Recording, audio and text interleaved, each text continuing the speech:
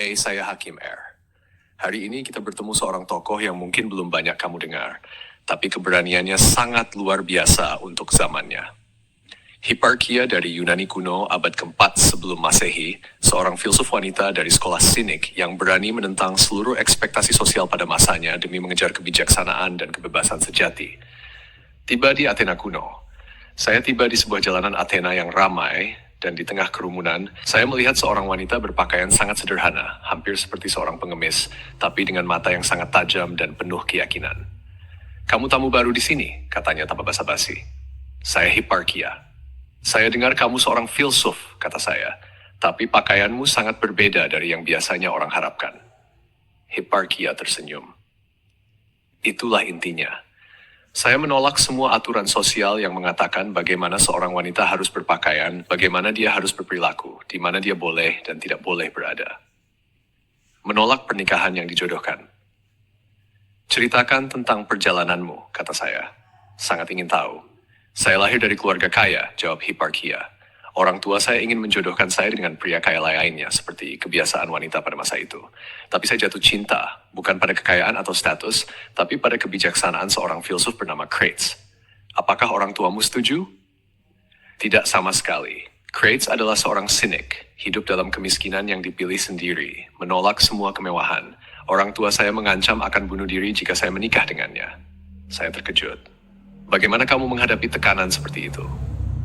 Saya memberitahu mereka, jika mereka ingin bunuh diri karena pilihan hidup saya, itu adalah masalah mereka, bukan masalah saya. Saya memilih jalan kebijaksanaan, bukan jalan yang masyarakat tentukan untuk saya. Tentang kebebasan sejati. "Mengapa kamu memilih hidup seperti ini, meninggalkan kemewahan untuk kemiskinan?" Hipparchia menjawab dengan tenang. "Karena kebebasan sejati bukan tentang memiliki banyak harta atau mengikuti aturan sosial yang memberi rasa aman semu. Kebebasan sejati adalah tentang tidak terikat pada apapun yang bisa diambil dari kita, baik harta, status, atau ekspektasi orang lain." Tapi bukankah hidup seperti ini sangat sulit, terutama sebagai seorang wanita di zaman ini? "Sangat sulit," akunya. "Saya sering diejek, dihina, bahkan ada yang mencoba menyerang saya secara fisik karena saya berani tampil di tempat umum dan berdebat dengan filsuf laki-laki sebagai sederajat. Tapi saya tahu ketakutan akan penilaian orang lain adalah penjara yang lebih buruk dari kemiskinan." Tentang berdebat dengan setara. "Saya dengar kamu sering berdebat secara terbuka dengan filsuf laki-laki, sesuatu yang sangat tidak biasa pada masa itu." "Benar," jawab Hipparchia dengan bangga. "Suatu hari dalam sebuah jamuan, seorang filsuf bernama Theodorus mencoba mempermalukan saya di depan umum dengan pertanyaan yang dirancang untuk membuat saya terlihat bodoh atau tidak senonoh. 'Apa yang kamu lakukan?' Saya menjawab pertanyaannya dengan logika yang sama tajamnya, membalikkan argumennya sendiri untuk menunjukkan kelemahan dalam pemikirannya. Saya tidak membiarkan gender saya menjadi alasan untuk diremehkan dalam diskusi intelektual.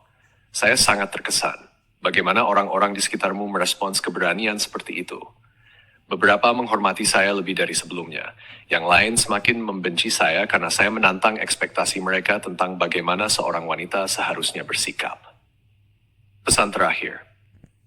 Sebelum saya kembali, Hipparchia memberikan satu pesan terakhir.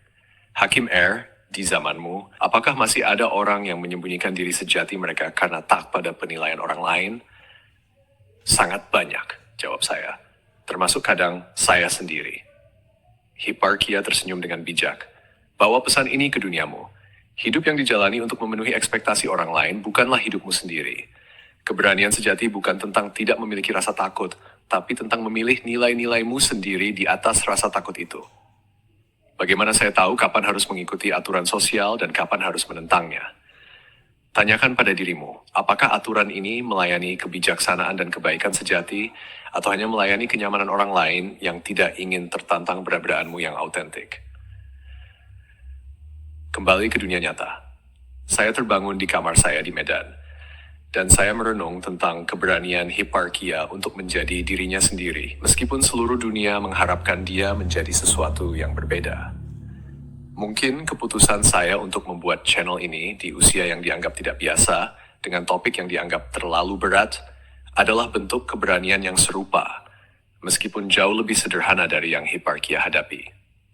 Pesan untuk penonton Hiparchia mengajarkan kita bahwa keberanian untuk menjadi diri sendiri, meskipun dunia mengharapkan sebaliknya, adalah salah satu bentuk kebebasan paling murni yang bisa kita miliki. Satu pertanyaan sebelum selesai. Satu ekspektasi sosial yang kamu rasa membatasi dirimu untuk menjadi versi paling autentik dari dirimu sendiri. Apa itu? Tulis di komentar dan pertimbangkan apakah aturan itu benar-benar melayani kebaikanmu atau hanya melayani kenyamanan orang lain. Share video ini kepada siapapun yang sedang menyembunyikan diri sejati mereka karena takut pada penilaian orang lain. Jangan lupa like dan subscribe. This is Hakim Air dari Athena Kuno. Salam hikmah. Bukan sekedar hidup, tapi hidup dengan makna.